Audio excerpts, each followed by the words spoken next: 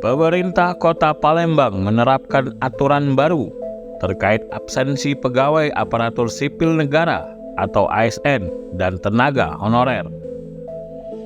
Aturan tersebut memicu keluhan dari para pegawai karena akan ada sanksi pemotongan gaji jika terlambat masuk kantor atau tidak mengisi absen.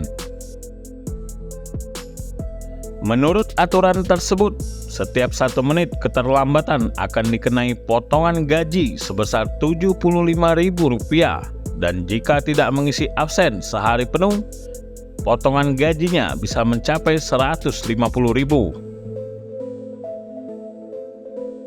Meskipun aturan ini berlaku untuk semua pegawai ASN dan honorer di Pemkot Palembang, Wali Kota Palembang Harnojoyo mengaku tidak mengetahuinya dan merasa terkejut karena aturan tersebut tidak sesuai dengan kebijakan yang berlaku.